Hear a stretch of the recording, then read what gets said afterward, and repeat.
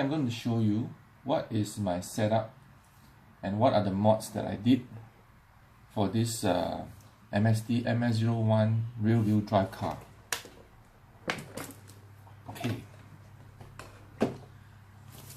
Okay, as you can see from my previous video, I have managed to get a very good steering angle of 84 degrees on this angle, and on this one 74 degrees. So on the trailing is 74, on the leading is 84. And you have also noticed that I have changed the motor to a brushless sensored type. This is from Sky RC, okay, and the ESC is 60 amps. And also because of competition rules, I have moved the battery to lateral, and it has to be in front of the rear axle. Okay, and on top of that, because I have moved the battery forward, my weight balance has been changed. I've added some weights at the back. So these are lead weights. So you can see that the bounce is much better now. There's no bouncing up. Okay, and lastly, I have also put in a Yokomo 400 YS400 oil in my dampers. So these dampers are, the stock dampers are 100, so these dampers are 400. So this is more, slightly more viscous, which gives it more absorbent, I feel. Yeah. I'm going to test the shocks with the 400 oil.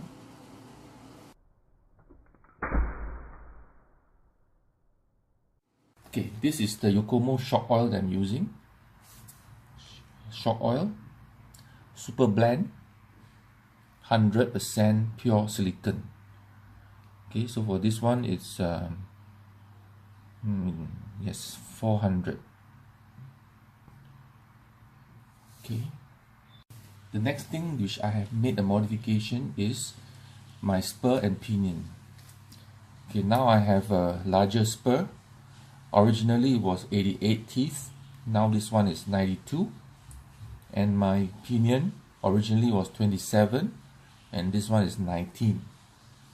So the formula to calculate my FDR, which is how many turns will my motor need to make one revolution on the rear wheel, that's the FDR. So now my FDR is 9.6. Originally my FDR, before I make the change with the spur of 88 and pinion of 27, is 6.5. So I have a higher FDR, which means I need more revolutions to have to create one turn. So it's not so sensitive when I pull the trigger. I have more distance to play with my trigger to get the same wheel turn. Formula to calculate the FDR is quite simple, because my belt ratio is already 1 to 2. Meaning here is half the size, half the number of teeth of the rear one. So it's very simple. Is take the spur teeth divided by the pinion, then times 2. That's it. Then that's my FDR. To set my ESC, okay, I have to remove this connector rubber. This is a piece of protection rubber, and then plug in my programming card. Okay, this programming card is plugged in here. Okay, once it's plugged in and the battery plugged in, I can turn it on. I just remove the fan so that it's not so noisy, and it comes out with the current setting of my ESC. The first one is the cutoff voltage. So for the cutoff voltage, I set it to the auto lipo. Okay, auto lipo. And then for the voltage itself, I set to the highest cutoff, which is 3.3 volts per cell. So it's 6.6 for 2 cells. And for drag brake, I set to 0 brake. So when I release my throttle, not braking, I just release to neutral position, I will not have any brakes. And then for the braking strength, when I press the brakes, I want it to be 100%. Actually between 80 to 100 is okay. Then for this two is a punch strength. The punch strength is when I pull the trigger, okay, the wheel actually does not accelerate immediately. So if you put it to punch strength to 0, that means when you pull the trigger at the same speed, the wheel will slowly accelerate to that speed.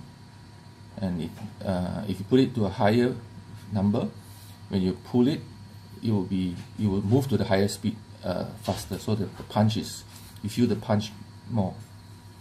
This is for dead band. I'm not sure what dead band is, but I have set it to large, so it's not so sensitive.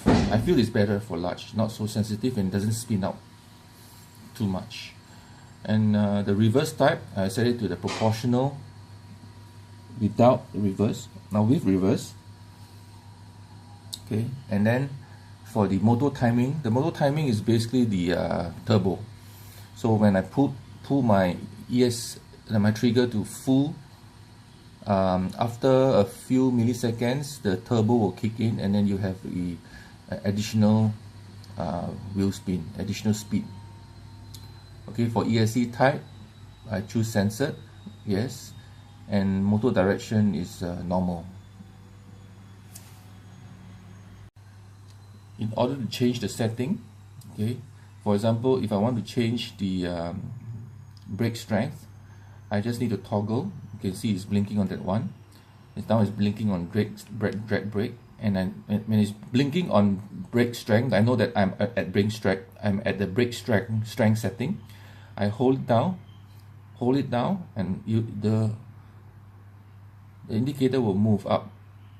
So I'll let it move until maybe 90%.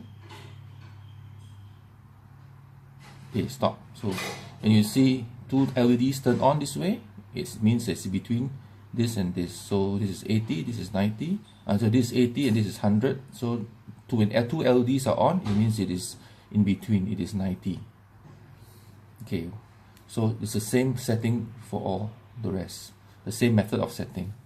In order to save your setting, I think it's already saved, so you just need to turn it off, turn the ESC off by the on button, and it's already set. Okay, this is how I measure the weight balance. Okay, I put some books to make it level with this scale. Now I calibrate. I turn on and zero my scale with the CD box. After it's zero, I put my front wheel down. Okay, so this is 555 grams. I have to measure it with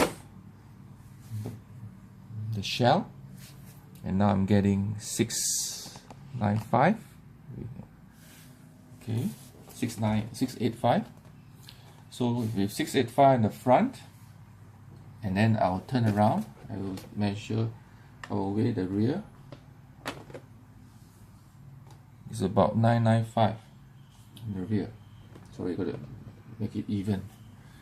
999, so it's about 1,000. So 999 is about 1,000. I plus 685, I will get 1685 for total weight. Okay, just to make sure it's 1685. I have to zero my scale again. Okay, after I zero my scale, I put my car on top of it. 1683.